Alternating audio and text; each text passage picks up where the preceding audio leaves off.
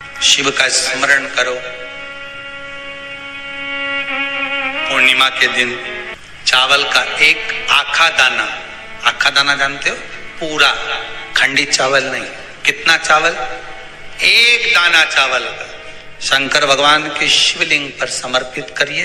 एक बेलपत्र जिसका डंडी का मुख अपनी ओर हो, जहां से चावल चढ़ाया है, उस चावल के ऊपर अपनी कामना कर रख दीजिए और चंद्रमौली भगवान का स्मरण करिए। कौन से भगवान?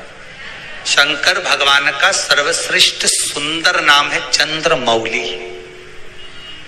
चंद्रमौली भगवान का स्मरण करिए।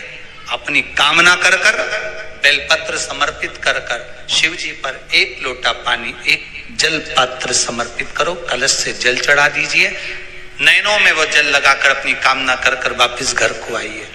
अगली पूर्णिमा आएगी, जो कामना करी है मेरा चंद्रमौली भोलेनाथ उसे पूर्ण कर ही देगा। आप सभी को सुंदर पूर्णिमा की बहुत बहुत बधाई हो। बाबा विश्वनाथ की कृपा आप पर सदा बनी रहे। आ गया पूर्णिमा की रात्रि। बड़े से बड़ी बीमारियां, बड़े से बड़े रोग, बड़े से बड़े कष्ट इस पूर्णिमा की रात्रि को छूट जाते हैं। दमे की बीमारी, श्वास की बीमारी, अनिद्रा की बीमारी, रात्रि को जगना, ये सारी बीमारियां पूर्णिमा की रात्रि को अगर व्यक्ति अपने जीवन को सुखमय बनाए, अपने जीवन को आनंदमय बनाए तो सब छूट सकते। पूर्णिमा की रात्रि को पीपल के पत्ते 5 लेकर उसके ऊपर खीर डालकर रात्रि को खा लेने से महाराज दमे की बीमारी, श्वास की बीमारी रुक जाती है। वो बीमारी बढ़ती नहीं है, उससे कष्ट नहीं होता। जिन बच्चों के नेत्र कमजोर होते हैं, रोशनी कमजोर होती है, पूर्णिमा के दिन रात्रि को 12 बजे भगवान चंद्रदेव का दर्शन कराइए। 5 से 7 मिनट तक नयन मिलाए चंद्रदेव के साथ और बाद में एक पीपल के पत्ते पर खीर जो चंद्र के नीचे रखी हुई है उसी खीर को चटा दीजिए। फिर चंद्र का दर्शन कराओ, फिर खीर को चटा दीजिए। महाराज नयन की ज्योति बढ़ती है, नींद नहीं आती तो निंद्रा देवी प्रवेश करती है, निंद्रा अच्छी आती है, आनंदित होता है।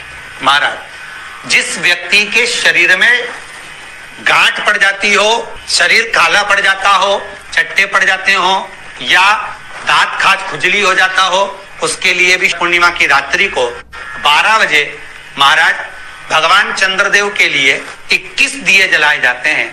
उस 21 दिए की कालोज एक थाली में इकट्ठी करी जाती है।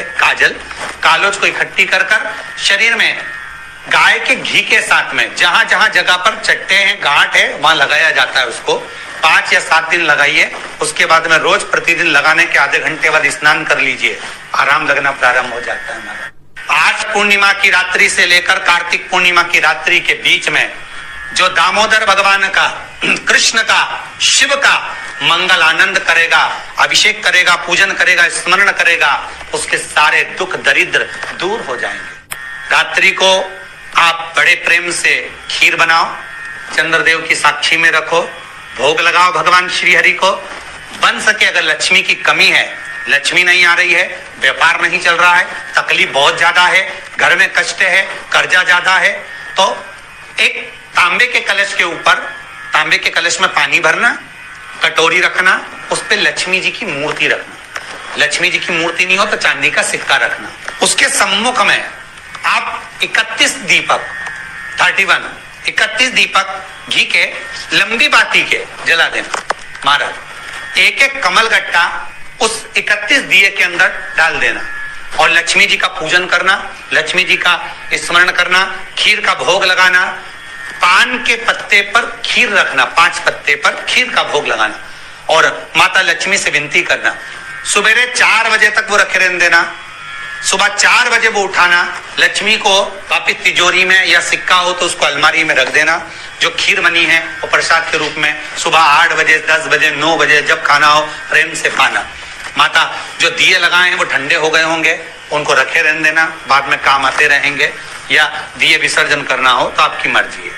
पर वो मिट्टी के दिए लगेंगे, आटे के दिए नहीं लगेंगे, मिट्टी के दीप लगाना है आपको। 31 घी के दिए लगाना है।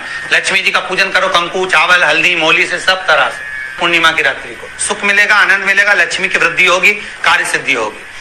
दूसरा क्रम, पूर्णिमा के दिन आप शाम को प्रदोष काल के समय 4:30 बजे से 6 बजे के बीच में 1 लोटा पानी, उसमें 5 बेलपत्र रखकर, 1 कमल गट्टा डालकर भगवान चंद्रेश्वर महादेव के नाम से भगवान शंकर को चढ़ा दीजिए।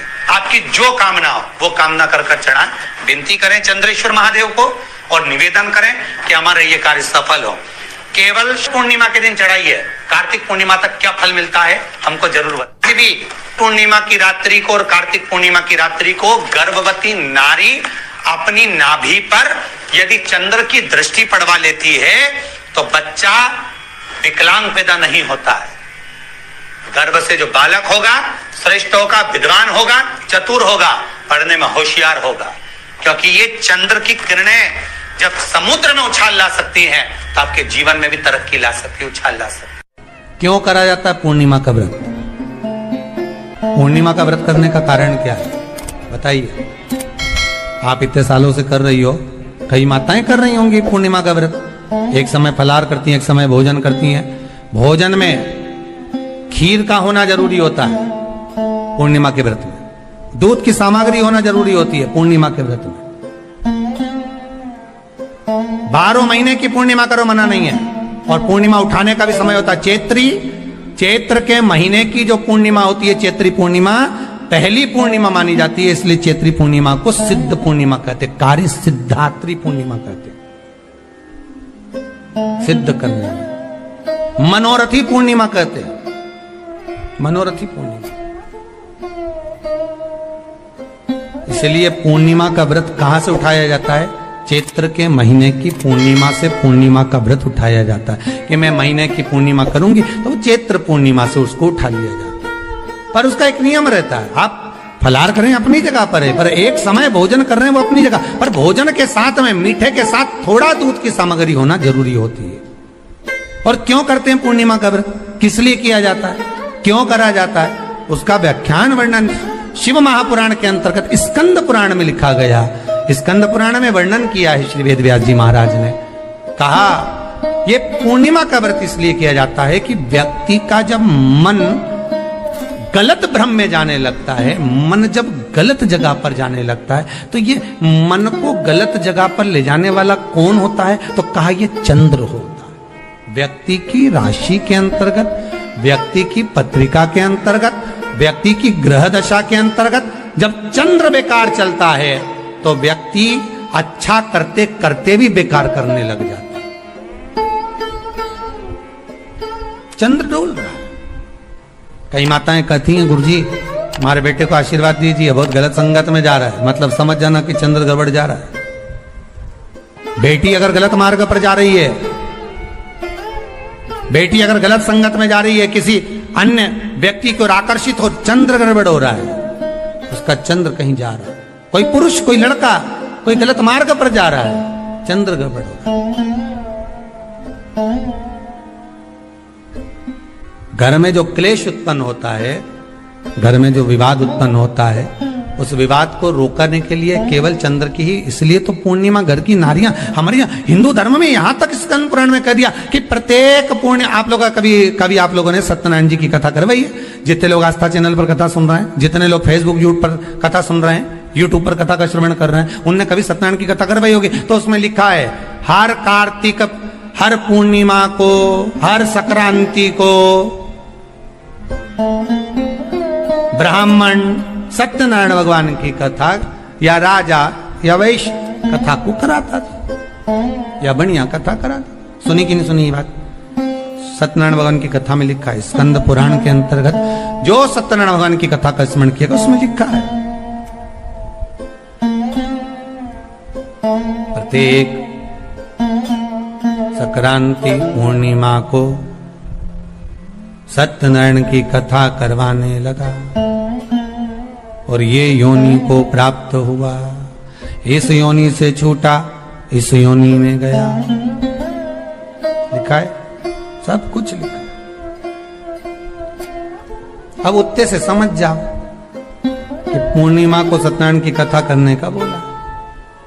तो पूर्णिमा को सत्यनारायण की कथा का क्यों बोला? वैसे तो रोज कराओ सत्यनारायण जी की कथा, प्रतिदिन कराओ, मना नहीं है। आप क्या कोई विशेष फंक्शन है आप सत्यनारायण जी की कथा करवा? पर पूर्णिमा संक्रांति को और संक्रांति को पूर्णिमा को सत्यनारायण की कथा का स्मरण क्यों करवाया गया? क्योंकि पूर्णिमा के दिन अगर ये भगवान का व्रत रख लेगी, पूर्णिमा के दिन अगर ये खीर का प्रसाद बना लेगी, थोड़ा सा दूध की कोई सामग्री बना लेगी और भगवान को भोग लगा देगी, भले सत्यनारायण भगवान के भाव से बनाए, भले सत्यनारायण जी के निमित्तार्थ बना, पर अगर इसने सत्यनारायण भगवान के निमित्त से बना, पर पूर्णिमा के दिन अगर ये व्रत रखेगी, उपवास रखेगी या कोई सामग्री बनाकर भगवान की पूजन कर लेगी, तो इसके घर में जो अशांति है वो शांति में बदल जाएगी। इसलिए कई घरों में आज भी सत्यनारायण भगवान की पूजन हर पूर्णिमा को करती है। माता किताब लेके बैठ जाती है, तुरंत उन्हें ऑफिस जाना, कहीं काम पे जाना, और तुरंत उसने जल्दी जल्दी कलश रखा, कलश नहीं भी रखे तो भगवान की पूजन कर को रखे,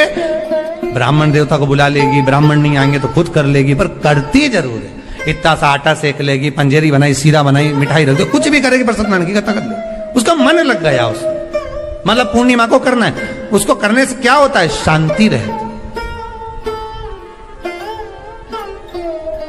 शीतलता रहती। जिसके घर में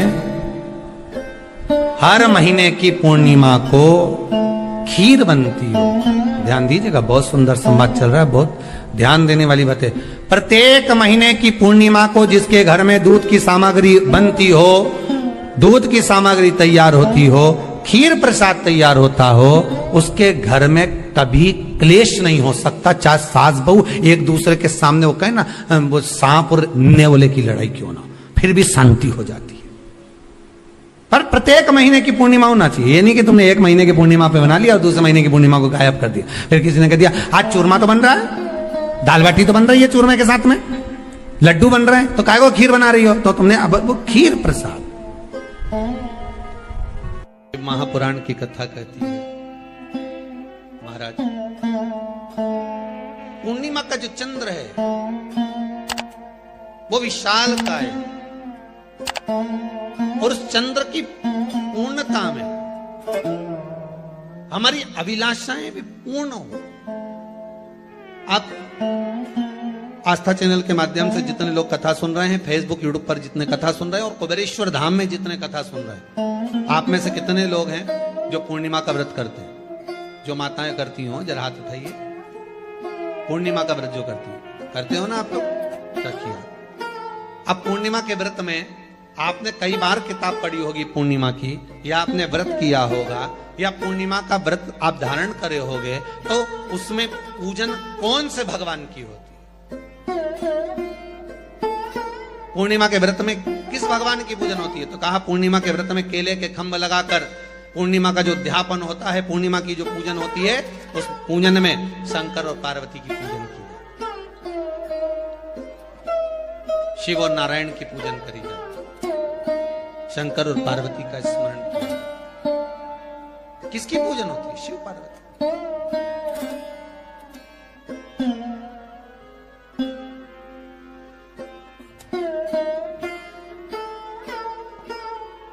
क्यों शंकर और पार्वती का पूजन क्यों करा जाता है पूर्णिमा के व्रत में? क्योंकि शिव और माता पार्वती ही केवल एक ऐसे हैं जिन्होंने अपूर्ण लक्ष्मी को भी पूर्ण बना दिया था। किसको पूर्ण बनाया है? लक्ष्मी। शरद पूर्णिमा के दिन अगर आप शंकर भगवान को एक लोटा पानी अगर शिव को समर्पित कर रहे हो, श्वेत पुष्प को रखकर शंकर जी के ऊपर सफेद फूल को चढ़ाकर अगर एक लोटा जल भी, एक पात्र जल भी शंकर को समर्पित कर रहे हो, तो ये लक्ष्मी के लिए ही तो कर रहे हो। और कौन सी लक्ष्मी? पूर्ण लक्ष्मी। पूर्ण लक्ष्मी। आपको पहले भी कथा में कहा, एक बार भगवान विष्णु के सामने लक्ष्मी मैया ने बहुत तेज स्वर में कह दिया था, नारायण, दुनिया के लोग आपका नाम जपते हैं, दुनिया के लोग नारायण नारायण कहते हैं, दुनिया के लोग आपका भजन करते हैं, पर सत्य मायने में कहूं ना तो मेरे बिना दुनिया के लोगों की नहीं चल सकती, मेरे बिना दुनिया नहीं चल सकती। संसार मेरे बिना नहीं चल सकता। भगवान विष्णु ने कहा ये तो गलत है लक्ष्मी आपका कहना। एक दिन लक्ष्मी को अहंकार आ गया, अहंकार के संबोधन जब माता लक्ष्मी करने लगी तो भगवान उसी समय पर भगवान विष्णु को क्रोध आ गया और भगवान विष्णु ने कह दिया लक्ष्मी तू इतनी बड़ी बड़ी बात कहती है कि तेरे बिना नहीं रह सकती संसार। मैं तुझे कहता हूं लक्ष्मी तू अपूर्ण है, तू अपूर्ण है, तू पूर्ण कब हो गई?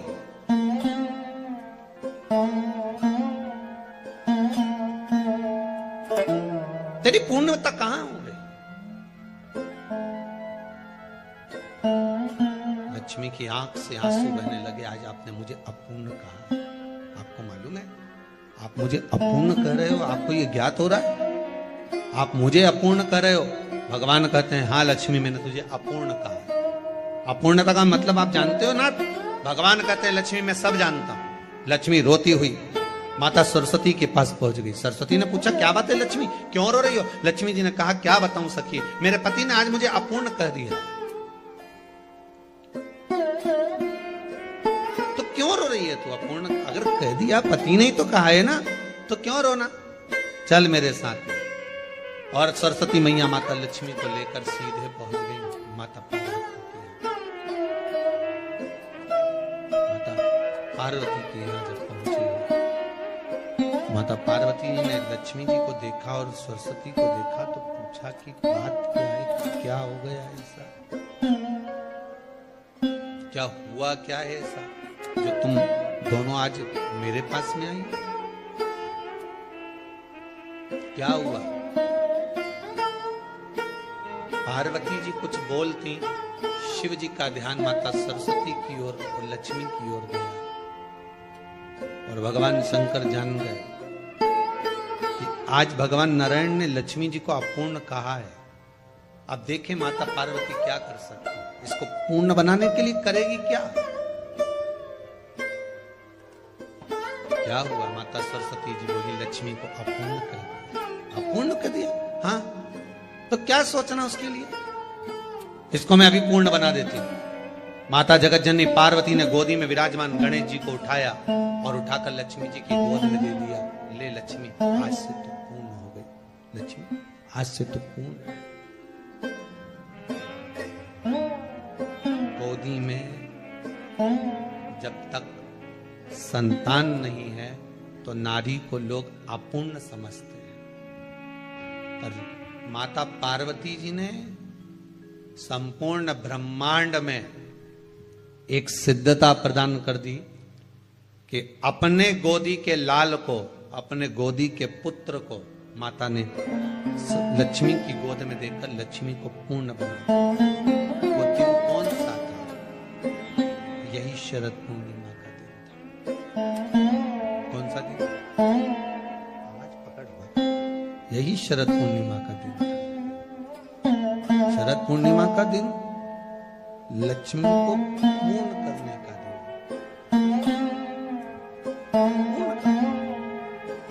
केवल अमृत ही नहीं बरसता, शरद पूर्णिमा के दिन लक्ष्मी भी बरसती।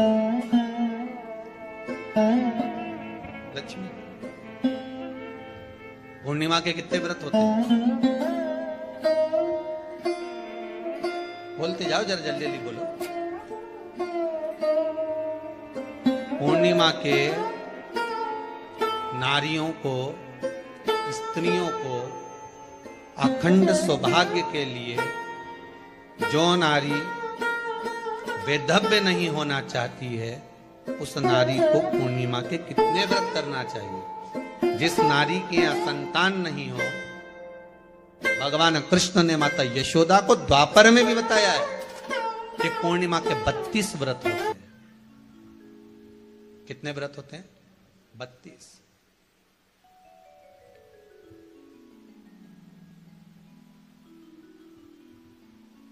स्वयं भगवान कृष्ण यशोदा रानी को, माता यशोदा जी को भी बता रहे हैं 32 व्रत।